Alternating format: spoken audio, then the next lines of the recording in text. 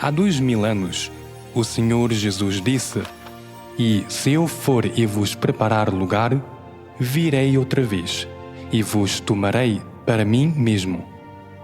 A promessa do Senhor Jesus é a maior esperança para aqueles que creem nele. Se pudermos receber o Senhor ainda em nossa vida, muitos dos nossos desejos serão realizados e poderemos entrar no reino dos céus.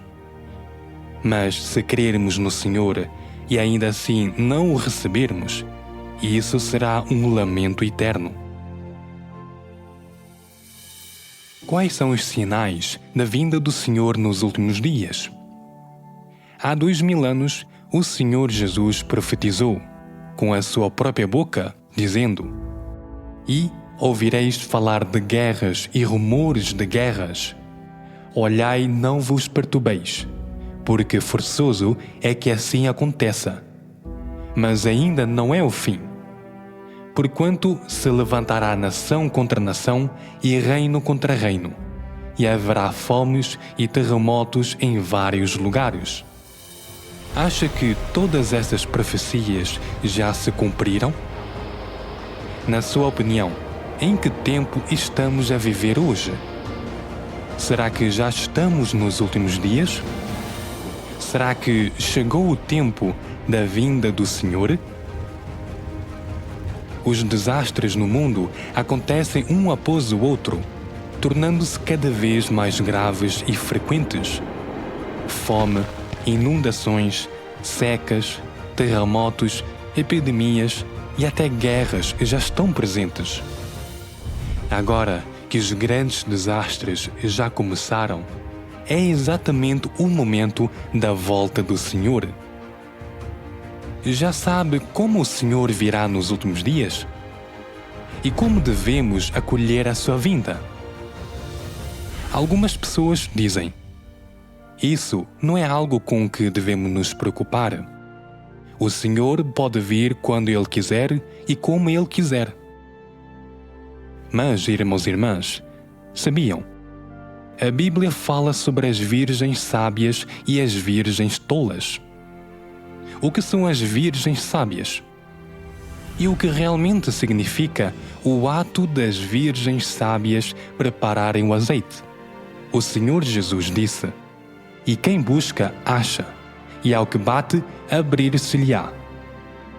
A atitude das virgens sábias em relação à vinda do Senhor não é de esperar passivamente, mas sim de buscar ativamente a verdade sobre a vinda do Senhor e se preparar para ela. E quanto às virgens tolas, elas têm uma atitude morna, indiferente e ainda mantêm teimosamente suas próprias noções e imaginações. Não buscam nem investigam a vontade de Deus. Por isso, mesmo que estejam a esperar pela vinda do Senhor, acabam perdendo a oportunidade de acolhê-lo. Isso não é um estudo bíblico comum. Trata-se de um grande evento relacionado à vinda do Senhor. Também está diretamente ligado a se poderemos acolher o Senhor ou não e se teremos um bom desfecho. Se você deseja sobreviver às grandes catástrofes, ser uma virgem sábia, preparar o azeite e acolher o retorno do Senhor Jesus, então o tema de hoje é extremamente importante para cada um de nós. Em primeiro lugar, gostaria de enfatizar que vamos falar sobre o nome Jeová, mas não somos testemunhas de Jeová. Esse é o nome de Deus no Antigo Testamento. As testemunhas de Jeová não aceitam que Jesus Cristo veio à Terra, não reconhecem Jesus como Filho do Homem. Isso é totalmente oposto ao que estamos a estudar hoje. Portanto, é evidente que não somos testemunhas de Jeová. Espero que isso seja compreendido corretamente. 1. O Senhor Jesus profetizou com a sua própria boca a vinda do Filho do Homem. Irmãos e irmãs, vamos primeiro explorar sobre uma questão. como exatamente o Senhor virá nos últimos dias?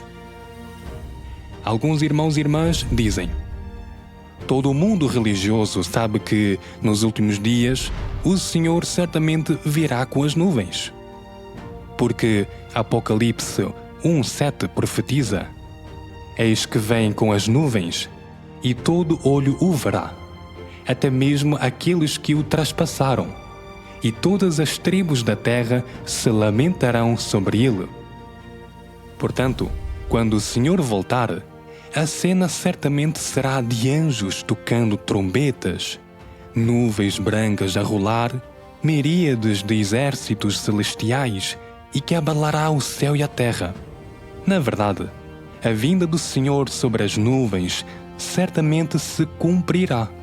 Disso não há dúvida. Mas já pensaram? Quando será que o Senhor Jesus virá sobre as nuvens? A Escritura diz: todas as tribos da terra se lamentarão sobre ele. Em teoria, o dia em que o Senhor vier sobre as nuvens deveria ser um momento de grande alegria, quando as pessoas o recebem com júbilo. Então, por que todas as nações se lamentarão? Há um mistério aqui que vale a pena buscar. Será que vir sobre as nuvens é a única forma profetizada na Bíblia sobre a vinda do Senhor? Há muitas profecias na Bíblia sobre a segunda vinda do Senhor. Se nos basearmos apenas em uma ou duas passagens para afirmar que o Senhor com certeza virá sobre as nuvens, não seria isso um pouco precipitado? Ao agir assim, é muito provável que percamos a oportunidade de receber a vinda do Senhor e sejamos rejeitados por Ele. Para entender se o Senhor Jesus vem somente sobre as nuvens ou se há outras formas, primeiro devemos nos acalmar e meditar cuidadosamente nas diferentes profecias sobre a segunda vinda do Senhor nos últimos dias. E então, perceberemos muitas novas luzes. Há muitas profecias na Bíblia sobre a segunda vinda do Senhor. Profecias do próprio Senhor Jesus, de homens e também de anjos. Se quisermos saber exatamente como o Senhor virá, de quem são as profecias mais precisas? Claro, muitos irmãos e irmãs dizem que o mais correto é basear-se nas profecias do próprio Senhor Jesus. No entanto, a maioria das pessoas no meio religioso cita as profecias dos homens e espera que o Senhor venha apenas publicamente sobre as nuvens, mas acabam por ignorar as profecias do Senhor Jesus. Na verdade, a segunda vinda do Senhor é algo extremamente oculto. O Senhor Jesus disse: daquele dia e hora, porém, ninguém sabe, nem os anjos do céu, nem o Filho, senão só o Pai. Ou seja, aquele dia e aquela hora, ninguém sabe, nem mesmo os anjos do céu. Somente Deus sabe. Por isso, para podermos receber o Senhor, devemos nos basear nas profecias pronunciadas pelo próprio Senhor Jesus. Só assim teremos esperança de acolhê-lo. Então, vamos juntos ver as profecias pronunciadas pelo próprio Senhor Jesus na Bíblia. Assim como o relâmpago sai do Oriente e brilha até o Ocidente, assim será também a vinda do Filho do Homem. Pois, assim como o relâmpago, fuzilando em uma extremidade do céu, ilumina até a outra extremidade, assim será também o Filho do Homem no seu dia. Mas primeiro, é necessário que ele padeça muitas coisas e que seja rejeitado por esta geração. Por isso, ficai também vós apercebidos, porque numa hora em que não penseis, virá o Filho do Homem.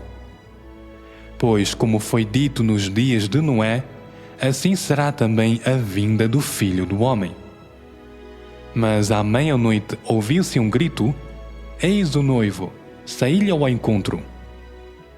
Pois, se não vigiares, virei como um ladrão, e não saberás a que hora sobre ti virei. Eis que venho como ladrão. Eis que estou à porta e bato. Se alguém ouvir a minha voz e abrir a porta, entrarei em sua casa, e com ele cearei e ele comigo.